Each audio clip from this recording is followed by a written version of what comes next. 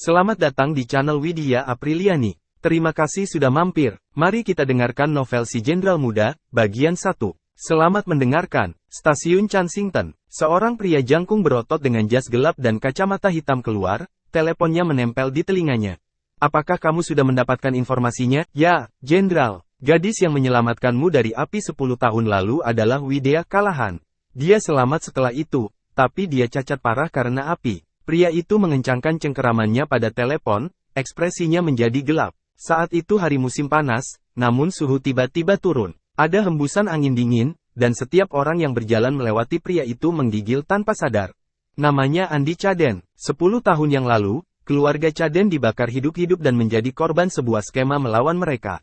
Tanpa mempedulikan keselamatannya sendiri, seorang gadis muda bergegas masuk ke dalam neraka dan menyelamatkannya.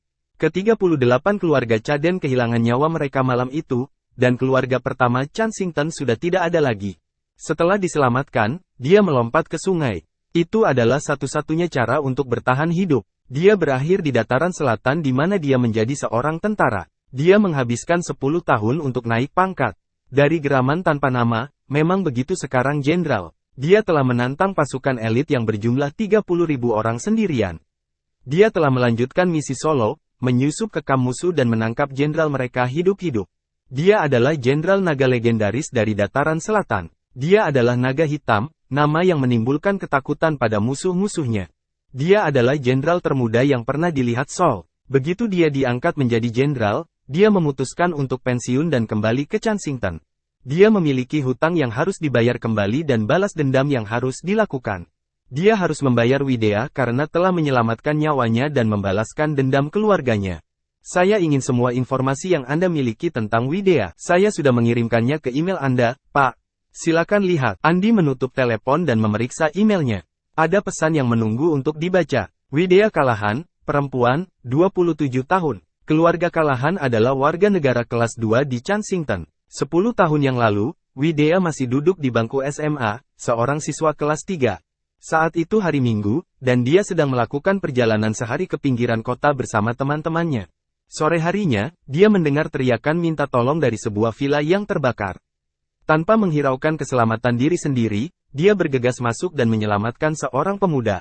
Pemuda itu adalah Andi. Kecelakaan itu benar-benar mengubah hidup Widya. Dia cukup beruntung bisa bertahan hidup, namun dia menderita luka bakar di sekujur tubuhnya, meninggalkan keadaan cacat yang parah. Sejak itu, dia menjadi bahan tertawaan teman-teman sekelasnya. Setiap orang membicarakan dia di belakang punggungnya. Widya, aku berhutang nyawaku padamu. Saya akan menghabiskan sisanya untuk membayar hutang ini. Rasa syukur. Keluarga Xavier, Frazier, Zimmermans, dan Wilsons berhutang nyawa kepada saya. Sekarang, bahwa aku kembali ke kota, aku akan membuat mereka membayar. Atas kematian keluargaku, mereka akan membayar dengan darah. Mereka semua. Andi mengepalkan tangannya, memasuki kendaraan serbaguna tanpa sim piring. Seorang pria yang mengenakan tank hitam dan topi berada di belakang kemudi. Dia berkata, Jenderal, keluarga Kalahan akan memilih suami untuk Widya dalam 3 hari lagi. Patriark Lex Kalahan telah mengeluarkan pernyataan. Selama pelamarnya bersedia menikah dengan keluarga Kalahan, dia akan berada di bawah kekuasaan keluarga Kalahan. Perlindungan setelah pernikahan. Andi mengerutkan kening. Memilih suami, Tuan, keluarga Kalahan adalah keluarga yang cukup bergengsi. Namun Widya kini dianggap bebek jelek dari Kensington. Tidak ada yang akan menikahinya, dan dia menjadi bahan tertawaan keluarga. Patua Kalahan putus asa, jadi dia datang dengan ide ini. Widya mungkin cacat, tapi masih banyak yang mendambakan keluarga bisnis dan kekayaan. Dengan insentif itu, mereka bersedia menikah ke dalam keluarga. Di villa keluarga Kalahan, setiap anggota keluarga penting Kalahan hadir. Hari ini adalah hari di mana Lex Kalahan akan memilih seorang suami cucu perempuannya. Setelah melalui proses seleksi yang cermat, 10 pelamar berhasil lolos ke babak final. Berdiri di serambi villa, mereka dari segala usia, bentuk, dan ukuran. Tak satu pun dari mereka memiliki latar belakang yang mengesankan, termasuk Andi. Tanpa Widya, dia akan binasa dalam kebakaran 10 tahun lalu. Tanpa Widya, tidak akan ada Andi, maupun naga hitam. Seorang gadis tertutup dari ujung kepala sampai ujung kaki duduk di sofa. Dengan penutup kerudung berwarna putih, wajahnya, tidak ada yang bisa melihat seperti apa dia. Seorang lelaki tua yang mengenakan setelan jas 3 potong berdiri, bersandar pada tongkat yang atasnya, dengan kepala naga. Melihat sekeliling ke-10 pria itu, dia menjeneralkan, "Saya telah memilih." Andi Caden, gadis berkerudung putih itu bergidik. Apakah nasibnya akhirnya telah ditentukan? Dia tahu bahwa sejak dia mengalami kebakaran 10 tahun yang lalu, dia telah kehilangan segalanya. Pelamar lainnya pergi, kecewa. Andi tetap diam, berdiri diam. Saat itu, seorang pria berdiri dan mendekati Andi. Bertepuk tangan dia dikembali, pria itu mencibir. "Perlakukan adik sepupuku dengan baik. Dia mungkin cacat, tapi dia tetap seorang wanita. Aku yakin dia akan bisa memuaskanmu." Itu adalah Tommy Callahan, cucu tertua keluarga Callahan. Andi mengabaikan Tommy dan malah fokus pada Widea. Tatapannya tertuju padanya, meski dia masih tidak bisa melihat wajahnya. Namun, dia bisa melihat kerudungnya basah oleh air matanya. "Widea, pulanglah sendiri. Saya punya janji." Seorang wanita parubaya pergi secepat yang dia bisa, ekspresinya menunjukkan sedikit rasa jijik. Wanita itu adalah Ibu Widea, Gladys Hill. Gladys benar-benar kecewa pada putrinya. Semua gadis lain di keluarga itu telah menikah dengan baik, tetapi putrinya sendiri harus menikah. Menikah dengan pria yang dipetik dari jalanan. "Ayah, aku akan pergi ke kantor." Ayah Widea, Benjamin, mengabaikan putrinya. Dia pergi setelah menyapa ayahnya dengan acuh tak acuh. Para Callahan yang tersisa menatap Andi secara terbuka, dengan ekspresi mengejek wajah mereka. Dia tinggi, kuat, dan berbadan sehat, namun dia bersedia menikahi Widea, dan ke dalam keluarga Callahan. Widea menjadi bahan tertawaan seluruh Kensington, karena menangis dengan suara keras. Andi mendekati Widea dan mengulurkan lengannya, menatapnya. Widea, yang menangis diam-diam di sofa, tertegun. "Mulai sekarang, aku akan melindungimu. Ikutlah dengan saya dan Anda akan mendapatkan seluruh dunia di telapak tangan Anda. Aku akan menjadikanmu wanita paling bahagia di dunia." Suaranya kuat dan tak tergoyahkan. Saat itu, dia lupa akan wajah mengejek keluarganya. Yang dia lihat hanyalah pria di depannya. Tinggi dan kuat, namun lembut. Andi meraih tangannya dan menariknya ke atas. Dengan lembut, dia berkata, "Ayo pergi." Bergandengan tangan, mereka meninggalkan villa. Sebuah kendaraan serbaguna tanpa plat nomor sedang menunggu di luar villa, ditemani oleh 2 pria berjas hitam. Andi memimpin Widea yang tertegun. Orang-orang itu mulai berkata, "Gen." Andi melambaikan tangannya, memotongnya. "Bawa aku ke rumah kerajaan. Saya harus merawat luka istriku." Andi bukan hanya jenderal naga legendaris dari dataran selatan. Dia adalah seorang dokter yang terampil juga. Mengobati bekas luka Widea adalah hal yang mudah. Masih bersama channel Widya Apriliani. Mari kita lanjutkan novel si Jenderal Muda, bagian 2. Rumah Bangsawan. Dengan luas 20.000 meter persegi, House of Royals adalah villa termewah di dunia seluruh Kensington. Itu memiliki segalanya mulai dari taman, kolam renang, dan lapangan golf. Di serambi villa, Widea duduk di sofa empuk, memandang sekeliling villa dengan tak percaya. Dia menyerupai istana lebih dari apapun. Ketika kakeknya memilihkan seorang suami untuknya, dia tahu bahwa siapapun yang memiliki tulang punggung tidak akan pernah setuju untuk menikahinya, apalagi ke keluarga Callahan. Dia sama sekali tidak tahu siapa suaminya. Namun, dia menduga dia akan menjadi serakah dan malas. Seseorang yang mendambakan kekayaan keluarganya. Namun, dia membawanya ke surga ini. Andi berlutut dan membuka kerudungnya. "Jangan." Widea panik dan menghindar. Dengan bekas luka melintang di wajah dan seluruh tubuhnya, dia adalah pemandangan yang menakutkan. Bagaimana jika dia menakuti suami barunya? Mereka bahkan belum diperkenalkan dengan benar. Andi tetap melepas cadarnya. Widea sangat ketakutan. Jantungnya berdetak kencang. Dia merasa sangat malu, hanya ingin menghilang dan bersembunyi. Andi memiringkan wajahnya dengan lembut. Itu adalah kisi-kisi bekas luka yang mengejutkan. Andi menelusuri jari-jarinya di atasnya. Hatinya sakit untuknya, mengetahui bahwa itu semua salahnya. Jika dia tidak menyelamatkan dia, Widea tidak akan berada seperti ini. Dia memiliki ekspresi lembut di wajahnya, penampilan yang tidak biasa baginya. Hampir sambil menangis, dia berkata, "Oh Widea, kamu sudah terlalu menderita." Widea tak berani menatap Andi secara langsung. Dia gelisah, bajunya sebagai gantinya. Dengan lembut, Andi memberitahunya, "Percayalah padaku. Aku akan membantumu pulih." Widea panik lagi, masih tidak memandangnya. "Dapatkan obatnya." Andi berdiri dan meneriakkan perintah. Segera, pintu villa terbuka. Beberapa pria berjas hitam masuk sambil membawa beberapa kotak. Di dalam kotak itu ada pil mahal, tablet, dan jenis barang obat-obatan berharga lainnya. Andi mulai bekerja, mengutak-atik barang-barang di dalam kotak dan mencampurkan hingga membentuk salep. Setelah selesai, dia berjongkok di samping Widea. Dia masih bermain dengan sudut kemejanya. Dia memegang tangannya yang terluka, tapi dia menariknya dan menyembunyikannya di belakang punggungnya. Melihat ke lantai, dia bertanya pelan, "Apa yang kamu lakukan?" "Tenang saja, Widya. Buka pakaianmu." Widya langsung menangis dan menarik pakaiannya. Dengan air mata berlinang, dia berkata, "Ya, saya tahu saya jelek. Saya memiliki bekas luka di mana-mana. Apa kamu senang?" Sekarang, dia tahu siapapun yang dipilih kakeknya untuknya akan mengejeknya dan mempermalukannya. Dia sudah terbiasa selama bertahun-tahun. Sejak kejadian itu, dia diganggu oleh mimpi buruk. Dia menangis setiap hari, dan dia hampir tidak bisa mengingat bagaimana rasanya bahagia. Melihat Andi, dia menggigit bibirnya, masih menangis.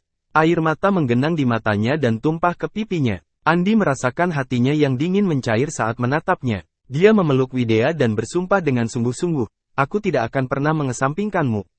Tidak peduli seperti apa penampilanmu. Kamu adalah istriku, sekarang dan selamanya." Widya tercengang. Apakah dia tidak akan mengejeknya? Dia tidak bisa memberikan tanggapan. Andi melepaskannya dan dengan hati-hati mengoleskan salep yang dia buat pada bekas lukanya.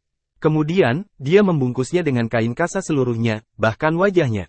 Saat dia selesai, Widya tampak seperti mumi. Andi membimbing Widya untuk duduk bersamanya. "Widya, percayalah padaku, hanya 10 hari yang diperlukan.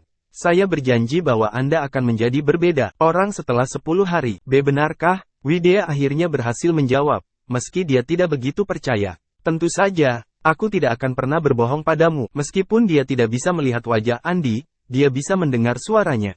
Magnetik dan lembut, itu menghangatkan hatinya. Dalam sekejap mata, 10 hari telah berlalu. Itu adalah 10 hari paling membahagiakan yang dialami Widya dalam 10 hari terakhir bertahun-tahun. Dia masih belum tahu siapa suaminya, tapi suaminya merawatnya dengan penuh perhatian dan menemaninya sepanjang waktu. Setiap malam, dia menceritakan kisah dan leluconnya, menidurkannya. Setiap kali dia bangun, tangan kuatnya ada di sana, memeganginya. Selama 10 tahun terakhir, dia lupa apa itu kepedulian, apalagi cinta. Sekarang, dia merasa seperti sedang jatuh cinta. Di villa, di depan cermin, Widya dibalut kain kasa putih dari ujung kepala sampai ujung kaki, termasuk wajahnya. Dia merasa gugup. Selama 10 hari, dia mengoleskan salep tersebut secara rutin, dan merasakan kulitnya terbakar. Andi telah memberitahunya bahwa selama dia melakukannya secara teratur, dia akan mampu memulihkan penampilannya. Apakah ini benar-benar terjadi? Dia memegang sepasang tangan yang kuat. Ya, Andi perlahan melepaskan kain kasa dari wajah dan tubuhnya. Widya tahu cuaca cerah, tapi dia takut membuka matanya. "Ayo, buka matamu dan lihat." Saat itulah Widya membuka matanya. Dia berdiri telanjang di depan cermin. Gadis di cermin masih memiliki sisa salep di sekujur tubuhnya, tapi terlihat jelas kulitnya halus dan tidak bercacat. Di cermin, wajahnya nyaris sempurna. Widya kaget, rahangnya hampir terjatuh. Setelah beberapa detik, dia menyeka salep di wajahnya dan menyentuhnya dengan tidak percaya. Apa? Dia sangat terkejut. Bagaimana mungkin gadis di cermin itu dengan mulus, kulit yang tidak bercacat menjadi dia? 10 tahun yang lalu, dia menderita luka bakar dan cacat. Tidak peduli seberapa canggih pengobatan saat itu, tidak ada jalan kembali dari itu. Tapi sekarang, selama 10 tahun terakhir, dia bahkan tidak pernah melihat ke cermin sekalipun.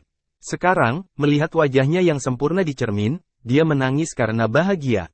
Dia memeluk Andi dan menangis, merasakan beban kesedihan dan penderitaan 10 tahun terakhir terangkat. Andi memeluk Widya dengan erat. "Aku tidak akan membiarkanmu terluka lagi," janjinya. Widya sangat gembira dan gembira pada awalnya, kemudian dia menyadari bahwa dia masih telanjang. Kegembiraannya berubah menjadi rasa malu. Dia melepaskan diri dari pelukan itu, memalingkan muka tanpa daya. Andi menunjuk ke kamar mandi sambil berkata, "Saya sudah menyiapkan air panas dan baju untukmu. Tapi aku tidak tahu ukuranmu, jadi ukuran branya berbeda. Pakai saja mana saja yang cocok untukmu." Dengan malu-malu, Widya berlari ke kamar mandi. Andi berjalan ke lobi, duduk di sofa dan menyalakan api rokok. Jenderal, seorang pria berusia sekitar 40 tahun masuk, mengenakan jas hitam. Dia memegang setumpuk dokumen tebal, menyerahkannya kepada Andi dengan kepala tertunduk. "Ini semua informasi yang kita miliki tentang The Great Four. Segala sesuatu yang dapat kita temukan tentang kematian Cadence ada di sini. Silakan lihat." Andi menunjuk ke meja. "Biarkan saja di sana, Jenderal, mereka adalah keluarga kelas bawah. Katakan saja, dan kami akan mengurus mereka." Andi melambaikan tangannya. Pria itu segera berhenti bicara. Andi mengangkat kepalanya dan memandang pria di depannya, kepalanya masih tertunduk. Saya bukan lagi jenderal. Mulai sekarang, tidak akan ada lagi Jenderal Naga. Menyelidiki 4 besar akan menjadi kali terakhir aku menggunakan kemampuanku. Keistimewaan juga, kamu tidak harus tinggal bersamaku. Bawalah para pria itu bersamamu. Anda dibutuhkan di perbatasan. Pria itu berlutut. Tuan, kami akan mengikuti Anda sampai ke ujung bumi. Itu perbatasan di dataran selatan stabil. Musuh tidak akan menyerang. Jenderal, jangan paksa kami pergi. Mari kita tinggal dan membantu. Andi berdiri dan menarik pria itu berdiri sambil berkata, Henry, ini masalah pribadi. Saya akan mengurusnya sendiri. Setelah selesai, yang kuinginkan hanyalah menikmati suasana damai dan tenang. Hidup tanpa perang dan kekerasan. Aku ingin tetap bersama Widea dan mencintainya sebaik mungkin. Jenderal, pergilah.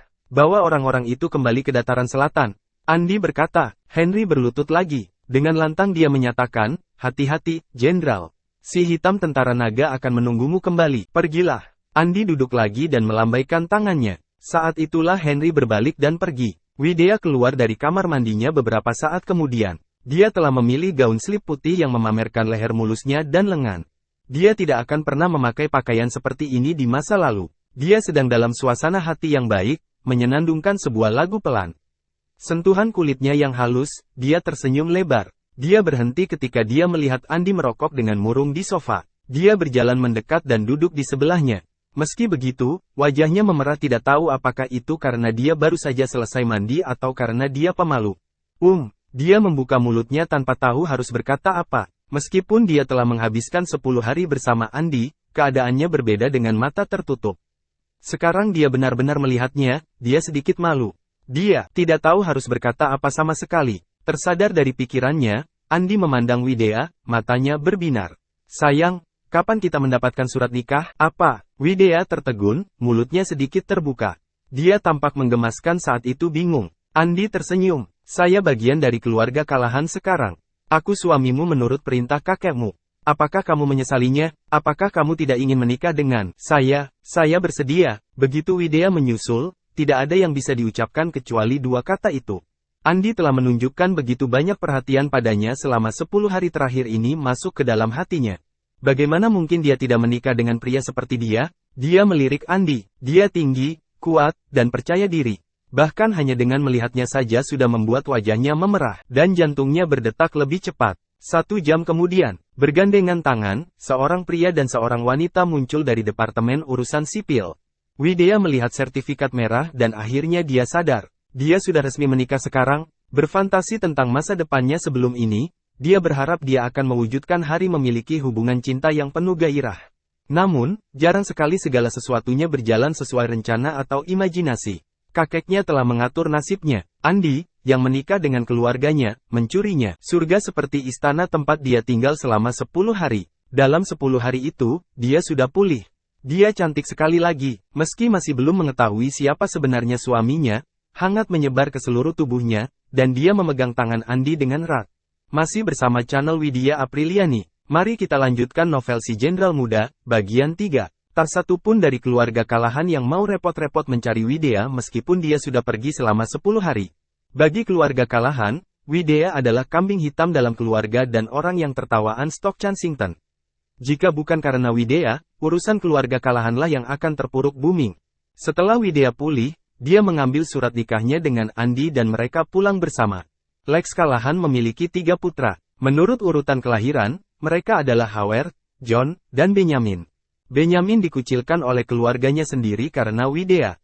Tidak masalah bahwa dia bekerja keras, mengembangkan bisnis keluarga dengan pesat. Di rumah, dia tidak memiliki pangkat, status, atau wewenang apapun. Benjamin mungkin adalah manajer Kalahan Group, tetapi dia tidak memiliki saham di grup perusahaan tersebut. Yang didapatnya hanyalah gaji tetap setiap bulannya tanpa bonus. Dengan demikian, dia berjuang untuk memenuhi kebutuhannya. Memang benar dia sudah membeli rumah, tapi masih ada cicilan melunasinya setiap bulan. Ini rumahku, Andi. Sambil menunjuk ke pintu, Widya berkata, tidak ada apa-apanya dibandingkan dengan istana tempat kamu tinggal. Meskipun demikian, Andi meraih tangannya dan tersenyum. Rumah adalah dimanapun Anda berada. Widya tersenyum. Mendekati pintu masuk, dia mengetuk pintu dengan lembut. Gladys membukakan pintu. Dia sedikit terkejut melihat seorang gadis cantik dan seorang pria asing. Dia bertanya, ada yang bisa saya bantu, Bu? kata Widya. Gladys tertegun mendengar gadis cantik ini memanggil ibunya. Bu, aku Widya, putri Anda. Apa? Gladys kaget. Melihat gadis di depannya, dia bingung. Kamu Widya? Ini aku, ibu. Bekas lukaku sudah hilang sekarang. Hai, Bu, tambah Andi. Apa? Gladys mengira dirinya tidak akan pernah pulih dari semua guncangan itu. Sambil memegangi lengan Andi, Widya berkata, Bu, kakek memilih dia sebagai suamiku. Gladys akhirnya menjawab. Dia menarik Widya ke sisinya dengan cepat. Dengan dingin, dia berkata kepada Andi, aku tidak pernah mengakuimu sebagai menantuku. Dia menyentuh wajah mulus Widya. Widya, benarkah itu kamu? Kamu, wajahmu dan bekas luka dan tubuhmu. Apa yang terjadi, Bu? Saya sudah menjalani perawatan selama 10 hari terakhir. Sejak kejadian itu, dia telah mempermalukan keluarga Callahan, menyebabkan mereka menjadi bahan tertawaan Kensington. Orang tuanya adalah hampir tidak bisa menunjukkan wajah mereka di depan jenderal. Gadisku, Gladys memeluk Widya sambil menangis. Gadisku, ini salahku. Saya tidak pernah seharusnya meninggalkanmu sendirian untuk menghadapinya. Kamu sudah melalui banyak hal. Ayo, masuk ke dalam. Dia menarik Widya ke dalam rumah. Kini setelah penampilan Widya pulih, Gladys punya rencana lain. Dengan kecantikan Widya, ia bisa menikah dengan pria kaya, bukan pria pemalas cacing yang mengincar kekayaan keluarga. Dia menunjuk ke pintu dan dengan dingin memerintahkan Andi, keluar. Bu, apa yang kamu lakukan? Dia suamiku, dipilih langsung oleh kakek. Ayo pergi ke villa keluarga sekarang.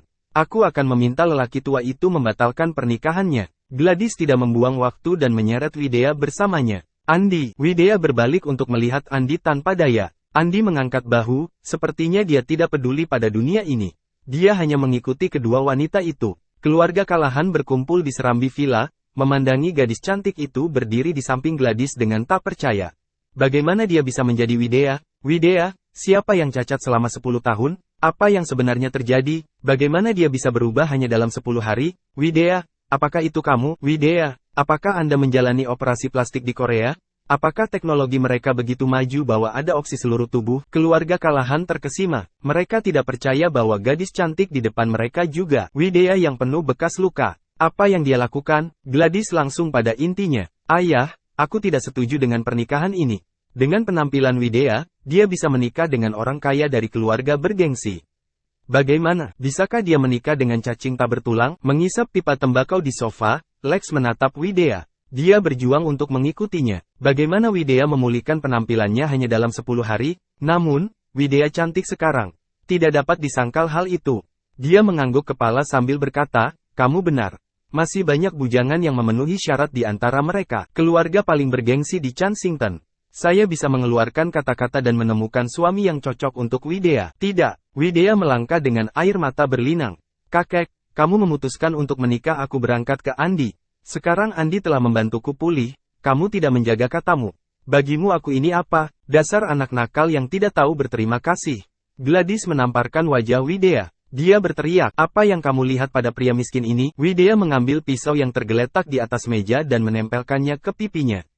Aku akan memotong. Wajahku terangkat jika kamu mendorongku terlalu jauh. Beraninya kamu. Gladys gemetar karena marah. Cukup. Lex meraung. Apa yang terjadi, Widya? Ini demi kebaikanmu sendiri. Lihatlah betapa cantiknya dirimu sekarang. Anda bisa menikah dengan baik dan menikmati kemudahan kehidupan. Mengapa kamu bersikeras untuk bersama orang malang seperti dia? Saat itu, Andi, yang selama ini diam, angkat bicara. Lihat-lihat, di keluarga Callahan, dia berkata dengan lembut. Saya tidak peduli menjadi bagian dari keluarga Anda bagaimanapun juga, tapi ini antara Widya dan aku. Kami telah memperoleh sertifikat pernikahan kami. Jika dia ingin bercerai, aku akan menyetujuinya. Jika tidak, tidak ada yang akan memaksanya. Lakukan apapun. Siapa yang memberimu izin untuk berbicara? Tommy, cucu tertua di keluarga itu, melompat berdiri dan menunjuk jari pada Andi. Kamu hanyalah sampah. Kamu tidak punya hak untuk berbicara di sini. Jika kami ingin kamu pergi, kamu pergi. Andi mengulurkan tangan dan membengkokkan jari Tommy yang terulur ke belakang. Dengan dingin, dia berkata, belum pernah ada orang yang menudingku sebelumnya. Ah! Sakit, Tommy berteriak kesakitan. Tubuhnya membungkuk pada sudut yang canggung dan wajahnya terpelintir kesakitan. Dia berkata, kesalahanku, keburukanku. Tolong lepaskan. Andi menurut. Tommy terengah-engah. Melihat wajah Andi yang tanpa ekspresi, Tommy pun marah. Dia mengambil asbak dari meja, bersiap untuk memukul kepala Andi. Apa yang sedang kamu lakukan? Teriak Lex. Apakah tidak ada lagi ketertiban dalam keluarga? Letakkan. Tommy memandang Lex dengan tatapan memohon. Kakek, Andi sudah melewati batas. Anda harus membantu saya. Cukup. Lex masih mengepulkan pipanya sambil melambaikan tangan. Melihat Yakobus, dia berkata, saya akan memberimu $500.000. Yang harus Anda lakukan adalah, ceraikan Widea dan menjauhlah darinya. Tidak, teriak Widea, beraninya kamu. Lex membanting tangannya ke atas meja. Saya belum mati, saya masih menjadi kepala keluarga. Kalian semua harus menuruti keinginanku. Andi tak ingin hubungan Widea dengan keluarganya retak. Kembalinya dia didorong oleh dua tujuan. Untuk membalas budi Widea, dan membalas dendam keluarga. Dia tidak ingin Widea mengalami putusnya hubungan dengan keluarganya begitu saja dapat memenuhi tujuannya sendiri. Kakek, beri aku kesempatan. Biarkan saya membuktikan bahwa saya sama mampunya. Orang lain, sebuah kesempatan. Tommy mencibir. Andi Caden, menurut informasi kami, kamu yatim piatu. Anda dibesarkan di panti asuhan, dan Anda berada di militer untuk beberapa tahun. Widea di luar jangkauanmu. Tentu, kami bisa memberi Anda kesempatan. Pernahkah Anda mendengar tentang grup surgawi? Kami selalu ingin bekerja dengan mereka, tapi kami belum pernah mengelolanya. Jika Anda dapat mewujudkannya, kami akan dengan senang hati mengakuimu sebagai bagian dari keluarga. Tommy tidak menyukai Andi sejak awal. Bagaimanapun, dia adalah seorang pensiunan tentara. Dia tidak punya uang dan kekuasaan. Untuk apa dia begitu sombong? Oleh karena itu, dia mengemukakan ide ini untuk mempersulit Andi, berharap dia akan menyerah. Dia sudah memikirkan kandidat yang lebih baik untuk Widea, Joel Xavier. Keluarga Xavier adalah pemimpin The Great Four, dan itu akan menjadi persatuan yang menguntungkan. Kakek, biarkan Andi mencoba membuat kesepakatan dengan Celestial Group.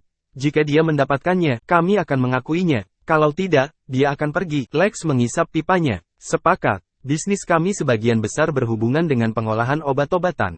Baru-baru ini, Celestial Group telah memperluas produksinya, dan mereka telah melepaskan banyak peluang pemesanan. Banyak bisnis yang demikian, berjuang untuk mendapatkan perintah ini. Jika Anda bisa mendapatkan pesanan senilai 30 juta dari mereka, aku akan memberitahu semua orang bahwa kamu adalah menantu keluarga Callahan. Kamu punya 10 hari, saya tidak perlu 10 hari.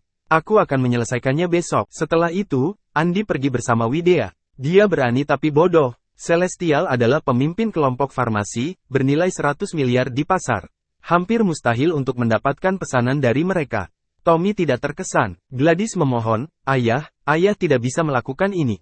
Berapa 30 juta jika Widea bisa menikah dengan siapapun dari The Great Four? Lex melambaikan tangannya. Kita tidak bisa terburu-buru. Urusan bisnis Celestial Group adalah segalanya. Dengan 4 besar, tidak mudah mendapatkan pesanan dari Celestial. Membiarkan Andi mencoba, dia akan menyerah. Saat itu, kita akan memikirkan ide untuk menikah dengan Widea seseorang dari The Great Four.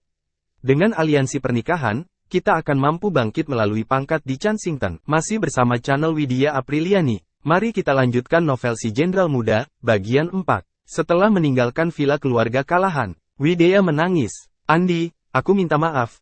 Aku bahkan tidak punya kendali atas pernikahan diriku. Andi meraih tangannya. Tidak apa-apa, kakek telah membuat pernyataan itu. Jika saya berhasil mendapatkan pesanan dari Celestial Group, dia tidak punya pilihan selain mengakui kita sebagai suami istri. Yang sedang kita bicarakan adalah Celestial Group.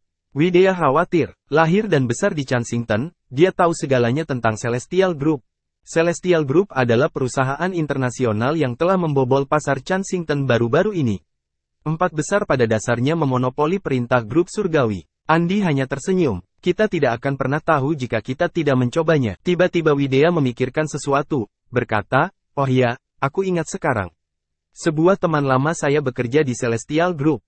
Faktanya, dia adalah kepala sebuah departemen di sana. Izinkan saya menghubunginya. Dia mungkin bisa menghubungkan kami dengan manajemen yang lebih tinggi. Oke, bergandengan tangan, keduanya berjalan pulang ke rumah Widea. Rumah Widea dan villa keluarga Callahan terletak di perumahan yang sama daerah.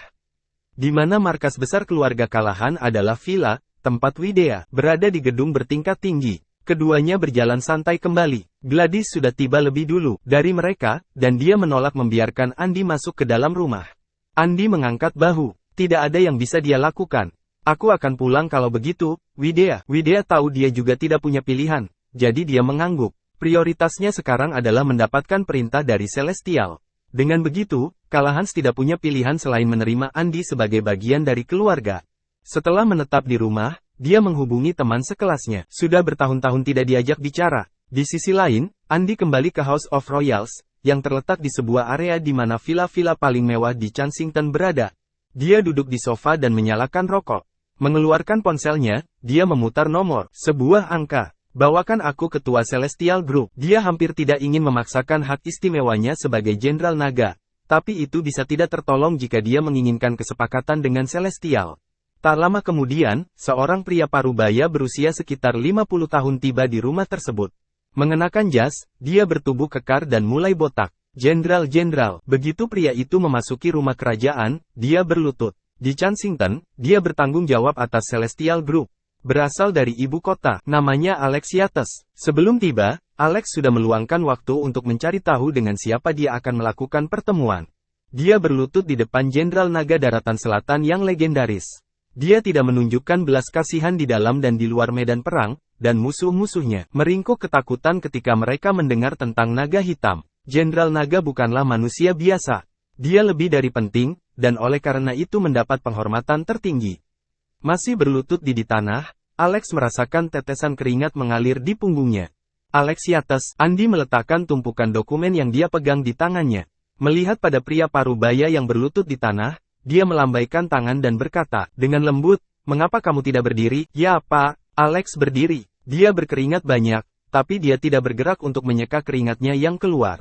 Sambil gemetar ketakutan, dia bertanya-tanya apakah dia telah menyinggung zaman modern ini. "Ares, mengapa dia dipanggil?" "Besok istri saya Widya Kalahan akan mengunjungi Celestial Group untuk menanyakan kesepakatan 30 juta. Anda harus menanganinya secara pribadi. Jangan mengacaukannya." Alex menghela nafas lega dan tersenyum. "Tentu saja, Jenderal. Sekalipun itu kesepakatan 300 juta, itu akan menjadi milikmu jika kamu mengatakannya. Ingat, nama istriku Widya." "Widya Kalahan." "Ya, Pak. Itu saja. Anda boleh pergi sekarang." "Ya, Pak." Alex merasa seperti diberi amnesti dan dibiarkan dengan kecepatan tinggi, masih basah kuyup dalam keringat. Sebagai bagian dari keluarga Yates dari ibu kota, dia memimpin Celestial Group Kensington.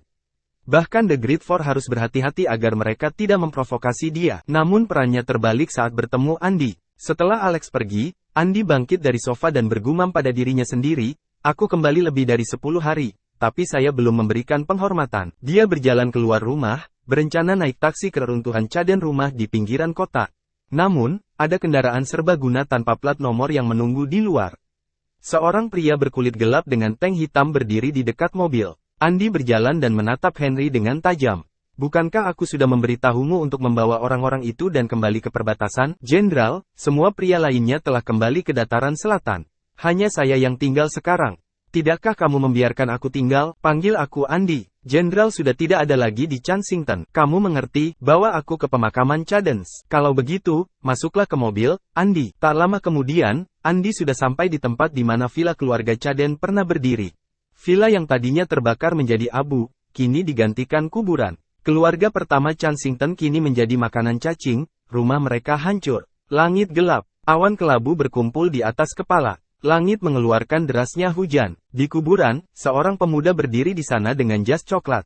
Di belakangnya ada pria lain, memegang payung di atasnya. Gedebuk. Andy berlutut. 10 tahun yang lalu, keluarga Caden adalah keluarga pertama Kensington. Dia baru berusia 18 tahun saat itu. Pada tahun yang sama, ayahnya menikah dengan wanita lain. Ibu tirinya adalah Rowena Xavier dari The Great Four, salah satu anggotanya. Keluarga paling bergengsi di Kensington. Rowena sudah punya rencana selama ini. Dia menyelinap ke tempat tidur kakek Andy, menuduhnya membiusnya. Reputasi kakeknya hancur berkeping-keping, dan keluarga Caden dijadikan lelucon. Pada tahun yang sama, Rowena mengajukan laporan terhadap ayahnya dengan tuduhan korupsi dan penyuapan. Ayahnya sangat marah hingga memicu serangan jantungnya. Rowena tidak hanya tidak menyelamatkannya, tapi dia juga mendorongnya keluar dari lantai ketiga. Dia memberitahu semua orang bahwa ayahnya, Nicholas, bunuh diri karena dia merasa bersalah. Setelah kematian ayahnya, keluarga Xavier, yang memimpin The Great Four, berkumpul di Cadens dan membunuh kakeknya. Mereka mengumpulkan seluruh keluarga Caden jadi sandera, memaksa mereka menyerahkan harta keluarga mereka, sebuah lukisan bernama Bunga Terang Bulan di tepi tebing. Setelah mereka mendapatkannya, The Great Four membakar rumah itu bersama keluarga Caden yang masih berada di dalam dan membagi aset Cadens. "Ayah, kamu orang berdosa. Kaulah alasan hilangnya keluarga Chaden. Anda tidak menikah dengan Rowena Xavier. Seharusnya kamu tidak membawa itu wanita jahat itu ke rumah. Andy berlutut di depan kuburan sambil menangis sepenuh hati. Ada mitos bahwa laki-laki tidak menitikkan air mata. Itu hanya membuat nyeri beberapa saat. Dia membenci ayahnya. Ayahnya jatuh cinta pada wanita yang salah, sehingga mengakibatkan kematian Cadence. Dia membenci Rowena Xavier. Dia semakin membenci The Great Four. Keluarga Xavier, Frazier, Zimmerman, dan Wilson membunuh keluarga Chaden. Kakek, aku tidak akan membiarkanmu mati sia-sia. Aku bersumpah aku akan membalas kematianmu. Great Four tidak akan hidup damai. Aku akan membawakanmu kepala The Great Four sebagai bukti. Saya turut berbelasungkawa, Jenderal. Henry masih berdiri di belakang Andy sambil memegang payung. Henry belum pernah melihat Andy begitu sedih sebelumnya. Faktanya, dia tidak berpikir bahwa naga hitam yang perkasa bahkan mempunyai sisi emosional. Dia tidak menunjukkan sedikit pun rasa takut terhadap pasukan musuh.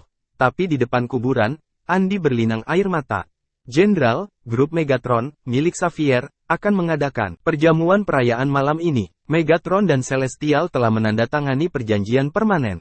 Mulai sekarang, Megatron akan memiliki akses awal perintah Celestial sebelum membiarkan kelompok dan perusahaan lain memilih. Kepala Xavier juga berusia 80 hari ini. Ini adalah perayaan ganda, Megatron. Andy mengepalkan tangannya. Megatron adalah bisnis keluarga Cadence. Sekarang, itu jatuh ke tangan Xavier. Dia berdiri perlahan, kilatan mematikan di matanya. Ambilkan aku peti mati. Kita akan pergi ke pesta. Saatnya menagih hutang. Masih bersama channel Widya Apriliani. Mari kita lanjutkan novel si Jenderal Muda, bagian 5. Keluarga Xavier adalah pemimpin The Great Four di Kensington. Itu adalah hari perayaan bagi mereka. Grup Megatron, salah satu dari sekian banyak grup bisnis mereka, telah menandatangani perjanjian dengan Celestial Group, dan sekarang mitra bisnis terbaik. Dengan kata lain, pengaruh Xavier akan lebih luas lagi berkat perjanjian ini. Selain itu, kepala keluarga, Warren Xavier, berusia 80 tahun. Di luar villa keluarga Xavier, armada mobil mewah berkumpul. Semua selebriti di Kensington ada di sana untuk perayaan ganda. Ini sebotol anggur Retro UV senilai $8 juta, hadiah dari The Frazier. Mereka mengucapkan selamat ulang tahun kepada Tuan Warren Xavier. The Wilsons mempersembahkan lukisan, The Blackstone karya Jacques N. Blanc, bernilai $12 juta, dan mereka mendoakan kekayaan yang baik bagi keluarga Xavier. Keluarga Zimmerman menghadiahkan Mr. Xavier sebuah jam tangan Freudny senilai $8,8 juta. Di pintu masuk utama, seorang wanita memegang mikrofon di tangannya. Dia dengan antusias menyampaikan hadiah yang dibawakan para tamu untuk agar seluruh orang di ruang dapat mendengarkannya. Di lobi, Warren mengenakan setelan biru. Meskipun dia berusia 80 tahun, dia terlihat bugar dan sehat. Mendengar tentang semua hadiah yang dia dapatkan, dia tampak bahagia seperti seekor burung. Perjamuan itu penuh dengan orang-orang dari keluarga penting di Kensington. Bahkan kalahan kelas 2 pun berhasil. Dalam upaya untuk menyedot Xavier, Lex Callahan telah berusaha sekuat tenaga, menghabiskan sedikit uang untuk mendapatkan dompet Monique untuk Warren. Semua orang sibuk mencoba membuat koneksi mereka sendiri dan memperluas koneksi jaringan mereka. Di luar villa, seorang pria mengenakan jas coklat dan topeng di wajahnya mendekat sambil membawa peti mati. Peti mati itu memiliki berat setidaknya 100 kg, tetapi lelaki itu menopangnya dengan satu tangan, membawanya dengan mudah. Itu adalah Andy. Kembalinya dia didorong oleh dua tujuan. Untuk membalas budi Widya, dan membalas dendam keluarganya. Sekarang dia adalah suami Widya, dia mungkin dikenali. Karena dia tidak ingin membuatnya mendapat masalah, dia memakai topeng hitam untuk menyembunyikan identitasnya. Brak, saat dia sampai di pintu masuk, dia melemparkan peti mati itu dengan sekuat tenaga. Dan menghancurkan pintu keluarga Xavier dan mendarat di serambi villa keluarga Xavier. Semua orang terkejut dengan gangguan yang tiba-tiba itu. Suara itu berhenti tiba-tiba. Suasananya begitu sunyi hingga terdengar suara pin jatuh. Apa yang sedang terjadi? Itu adalah ulang tahun Warren Xavier yang ke-80. Siapa yang berani membawa peti mati ke perayaan? Warren sedang mengobrol dengan kepala keluarga lainnya ketika peti mati itu datang. Ekspresinya menjadi gelap dan dia berteriak, "Apa ini? Di mana penjaga keamanannya? Apa yang mereka lakukan? Siapa yang mengirimkan ini? Usir pergi." Warren Xavier, bolehkah aku mempersembahkan peti mati ini sebagai hadiah ulang tahunmu? Ini hadiah ulang tahun ke-80, tapi kali ini tahun depan, itu akan menjadi peringatan tahunan kematianmu. Sebuah suara terdengar dari luar pintu.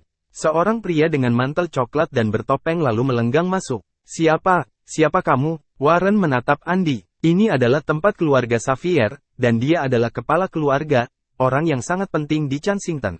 Siapa yang berani membuat masalah di rumahnya? Aku seseorang yang menginginkan hidupmu. Suara dingin itu menembus ruangan. Dengan topeng hantu hitam di wajahnya, Andy berjalan ke arah Warren. Tidak hari ini. Seorang pria berusia 20-an berjalan mendekat dan menunjuk ke arah Andy. Saya tidak peduli siapa kamu. Saat Anda berada di Xavier's, kami yang memegang kendali. Itu adalah William Xavier. Masih menunjuk ke arah Andy, William berusaha melepaskan topengnya. Dengan dingin, dia berkata, kamu pengecut karena bersembunyi di balik topeng. Ayo lihat siapa dirimu. Andy menyerang. Dia meraih lengan William dan mengangkatnya dari tanah sebelum memutarnya. Krak, lengan William terkoyak hingga terlepas dari tubuhnya. Darah mengalir kemana-mana. William melolong kesakitan. Semua tamu kaget. Karena mereka adalah orang-orang yang berstatus, mereka belum pernah melihat adegan berdarah atau kekerasan seperti itu sebelumnya. Banyak dari mereka tersurut ke belakang, khawatir mereka akan menjadi target berikutnya. Terlihat seperti Ares zaman modern, Andy membuang lengannya sembarangan. Dia memiliki sikap percaya diri dan agresif tentang dirinya. Ditambah dengan tampilan kekuatannya barusan, para Xavier sangat ketakutan hingga mereka gemetar, mundur sejauh yang mereka bisa. Bahkan Warren mundur sedikit, lengannya terulur ke belakang, bersiap-siap saat ini untuk mengambil senjata dan membunuh tamu tak diundang itu. Andy berjalan menuju Warren perlahan. Erangan kesakitan William menggema di serambi. Setelah beberapa saat, dia jatuh pingsan, tidak mampu menahan rasa sakit lagi. Foyer tiba-tiba menjadi sunyi. Hanya langkah kaki Andy yang bergema, terdengar seperti pertanda malapetaka. Berlutut, perintah Andy, jelas seperti bel. Andy sangat mengesankan. Itu adalah akumulasi dari menjadi seorang yang prajurit berpengalaman dan jenderal dengan pembunuhan sebagai kebiasaan. Di bawah pembunuhannya, menatap, semua orang takut konyol. Ditambah lagi dengan betapa mudahnya dia merobek tangan milik William sampai lepas, tidak ada yang berani mengucapkan sepatah kata pun. Bahkan Warren pun terpengaruh, dan dia kehilangan arah untuk sesaat. Pada saat itu, dia lupa melawan dan lututnya menjadi lemas. Dia terjatuh ke lantai, berlutut. Brak. Melihat ini, para selebritis tercengang. Warren Xavier, Patriark Xavier's, pemimpin The Great 4D, Kensington, sedang berlutut di lantai. Andy memegang kawat di tangannya. Itu adalah sejenis kawat aneh dengan beberapa sambungan. Kalau diperhatikan lebih dekat, orang dapat melihat bahwa itu terbuat dari jarum yang tak terhitung jumlahnya. Warren Xavier, apakah kamu mau mengakui dosamu? Saat itu, Warren menyadari bahwa dia sedang berlutut, meski dia tidak tahu kenapa. Keringat mengalir di tulang punggungnya. Dia ingin berdiri, tetapi dia tidak mempunyai kekuatan lagi. Wah, tahukah kamu dengan siapa kamu berbicara? Meskipun dia tidak dapat berdiri, Warren masih terlihat kuat. Lengannya masih berada di belakang punggungnya, siap menyerang. Dengan senjata kapan saja, Xavier lainnya bahkan tidak berusaha melindungi Warren, khawatir mereka akan terluka juga. Sebaiknya aku memberitahumu alasannya. 10 tahun yang lalu, kebakaran menghanguskan Flora, tepi danau. Itu terbakar sepanjang hari. 38 nyawa hilang, dan sekarang, kamu akan membayarnya dengan darah. Suaranya yang dingin dan tanpa ampun terdengar di serambi. Andy pindah. Dalam sekejap, dia muncul di belakang Warren. Dia melingkarkan kawat jarum di leher Warren dan menariknya. Darah muncrat, dan kepala Warren terjatuh ke tanah. Selebritas Kensington menjerit dan jatuh ke tanah, semuanya menggigil ketakutan. Setelah kematian Warren, keluarga Xavier tidak tahu harus berbuat apa, terpaku di tempat masing-masing. Andy mengeluarkan tas hitam. Dia memasukkan kepala Warren ke dalamnya dan menoleh ke semua orang, lalu pergi. Lama setelah dia pergi, villa keluarga Xavier tetap sunyi senyap. Setiap orang berjongkok di lantai, sambil memegangi kepala mereka dengan tangan. Mayat tanpa kepala milik Warren tetap tak bergerak di serambi. Di pemakaman Cadens, makam Thomas Caden, Andy menyandarkan tas hitam itu ke batu nisan. Dia mengeluarkan botol dan meneguknya. Dia menuangkan sisanya ke kuburan. Kakek, jangan khawatir, saya akan memastikan seluruh keluarga kita beristirahat dengan tenang. Aku juga akan mendapatkan bunga terang bulan di tepi tebing kembali. Setelah itu, dia bangkit dan pergi. Ketika dia kembali ke House of Royals, dia mandi. Di villa keluarga Xavier, para selebritas yang ada di sana untuk perayaan itu pergi. Di lobi berdiri peti mati. Mayat Warren tergeletak di tanah. William, yang kehilangan lengannya, telah dikirim ke rumah sakit. Semua Xavier berlutut di depan mayat Warren. Yang memimpin adalah seorang wanita cantik mengenakan gaun. Dia putri bungsu Warren, Rowena. Rowena yang sama yang menghancurkan keluarga Caden sepenuhnya. Suasana hatinya sedang buruk. Apakah ada yang menelepon Tren? Teriakannya menggema di serambi yang sunyi. Ya, kami sudah meneleponnya. Biarkan semuanya apa adanya. Kita akan menunggu sampai Tren kembali. Itu adalah malam yang tenang. Di wilayah militer Chansington, beberapa helikopter dicat dengan tulisan, Perbatasan Barat, mendarat. Seorang pria parubaya yang mengenakan seragam militer berekspresi dingin keluar dari helikopter. Di luar, barisan tentara bersenjata lengkap berdiri dalam barisan. Mereka memberi hormat pada pria itu. Sebuah jeep muncul dan pria itu masuk ke dalamnya. Langsung menuju ke Villa Saviers. Setibanya di sana, dia melihat situasi di villa dan melihat di rumah Warren mayat tanpa kepala. Dia melepas topinya dan berlutut. Ayah, maaf aku terlambat. Aku bersumpah aku akan membawa pelakunya ke pengadilan tidak peduli siapa. Dia, suaranya, penuh amarah, bergema di seluruh rumah. Tren, Rowena muncul tiba-tiba. Pria itu adalah putra keempat Warren, Tren. Tren tanpa ekspresi, wajahnya gelap. Saya membutuhkan video pengawasan perjamuan. Aku akan segera mengambilnya. Rowena mengangguk dan meminta seseorang untuk mengambilnya. Tren berdiri dan memeriksa luka Warren sebelum menonton videonya. Dia melihat seluruh proses Andi membunuh Warren. Dengan dingin, dia bertanya, apa yang dia katakan sebelum membunuh ayah? Rowena berkata, 10 tahun yang lalu, kebakaran menghanguskan Flora Lakeside. Itu terbakar selama 1 tahun, sepanjang hari, 38 nyawa hilang, dan sekarang, Anda harus membayar dengan darah. Tren mengepalkan tangannya setelah mendengar ini dan ekspresinya menjadi gelap. Anak yang selamat dari keluarga Cadence, pasti begitu. Tren menempelkan telapak tangannya ke wajahnya dan melambaikan tangannya ke arah Rowena. Kuburkan ayah, tetap sederhana. Saya akan melakukan perjalanan ke ibu kota dan bertanya pada orang besar di sana tentang calon penyintas Caden. Terima kasih sudah bersama Widya Apriliani Channel. Jangan lupa mampir pada bagian selanjutnya, novel jenderal, dan novel lainnya.